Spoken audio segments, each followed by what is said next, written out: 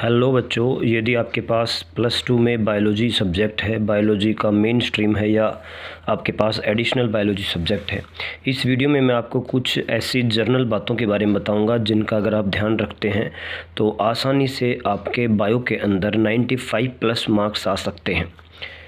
तो सबसे पहला जो पॉइंट मैं आपको बताना चाहूँगा कि आपको केवल एनसीईआरटी की जो बुक होती है +2 की, उसी को फॉलो करना है और हर चैप्टर को लाइन टू लाइन पढ़ना है। जो भी आपके चैप्टर्स हैं, हर एक चैप्टर को एक एक लाइन को अंडरलाइन करके पढ़ना है। तो पहला पॉइंट ये है, कोई भी दूसरी बुक को फॉलो ना करें, चाहे आपका कंपटीशन हो, चाहे बोर्ड का एग्ज़ाम हो, केवल एनसीईआरटी का ही पैटर्न फॉलो होता है। एनसीईआरटी की लाइनों के बीच से क्वेश्चन उठाए जाते हैं। दूसरा पॉइंट है, यदि आपको बोर्ड के अंदर 95+ मार्क्स लेने हैं तो एनसीईआरटी के पीछे जो एक्सरसाइज है, एक्सरसाइज के क्वेश्चंस को आपको ज़रूर से पढ़ना है, इसके आंसर्स को लिख लेना है या कोई भी हेल्प बुक से इसको समझ लेना है। तो एनसीईआरटी एक्सरसाइज के क्वेश्चंस चाहे कोई भी बोर्ड हो, हर बोर्ड के अंदर बार बार रिपीट होते हैं। उसके बाद कई बच्चों की आदत होती है कि चैप्टर ख़त्म होने के बाद यहाँ पर लास्ट में जो है चैप्टर की समरी दी होती है, तो इस समरी को नहीं पढ़ते हैं और एक दो लाइन इसमें ऐसी एक्स्ट्रा होती हैं जो चैप्टर में नहीं है, तो उनको भी आपको पढ़ना है। अगर समरी के बीच से भी क्वेश्चंस एमसीक्यू टाइप या 1-2 नंबर के क्वेश्चंस आ जाते हैं।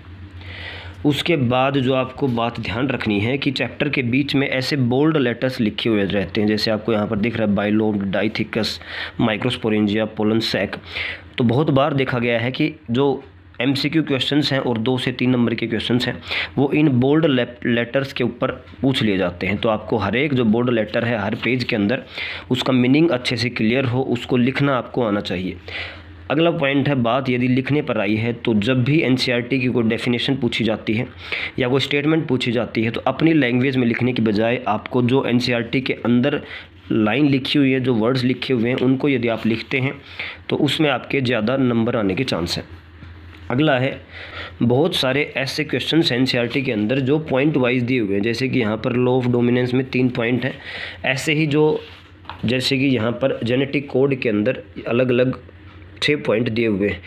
तो बहुत सारे ऐसे टॉपिक हैं +2 की एनसीईआरटी के अंदर जिसका पॉइंट वाइज लिखा हुआ है और बहुत ज़्यादा चांस होता है कि ये क्वेश्चंस बोर्ड के अंदर पूछ लिए जाते हैं, तो आपको आंसर भी सेम इसी प्रकार के पॉइंट में ही लिखना है। इस प्रकार से अगर आप करेंगे तो आपके एक भी नंबर नहीं कटेंगे। अगला जो है, जो भी बड़े क्वेश्चंस हैं, बड़े क्वेश्चंस को रिप्रेजेंट करना आपको आना चाहिए। बीच में थोड़ा सा गैप रखें, ज़्यादा आप कोशिश करें कि ज़्यादा पैराग्राफ में ना लिखें, पॉइंट वाइज एक्सप्लेन करने की कोशिश करें, क्योंकि एग्जामिनर कभी भी कंप्लीटली चेक नहीं करता है, ज़्यादातर वो पॉइंट वाइज ही स्टडी करता है। जैसे कि यहाँ पर गोल्स ऑफ एचजीपी में पॉइंट हैं तो आपको डायरेक्ट पॉइंट लिखने चाहिए, ना कि कोई पैराग्राफ में एक्सप्लेन करना चाहिए। जो सबसे इम्पोर्टेंट चीज़ है वो है डायग्राम। +2 के अंदर बहुत सारे चैप्टर्स हैं और हर चैप्टर में आपको डायग्राम देखने को मिलते हैं। जैसे कि यहाँ पर देख पा रहे हैं, स्पर्म का डायग्राम है, एग ओवरी के अंदर फॉलिकल्स दिखाए हुए हैं, स्पर्मेटोजेनेसिस को एक्सप्लेन किया हुआ है। तो आपको डायग्राम बनाना भी आना चाहिए और दूसरा ये जो लेबलिंग है वो सेम तरीके से आपको पता होनी चाहिए। डायग्राम नीट के अंदर भी पूछ लिए जाते हैं और बोर्ड के अंदर भी यहाँ पर ABC लिख देंगे, तो आपको इसको लेबल करना पड़ेगा, तो ये भी आपको पता होना चाहिए। और जैसे कि कोई भी जो लाइन लिखी हुई है डायग्राम के नीचे भी, जैसे कि यहाँ पर लिखा हुआ है, तो बहुत सारे कुछ ऐसे जो हैं टर्म हैं जो केवल डायग्राम के नीचे हैं, इस पैराग्राफ में नहीं है।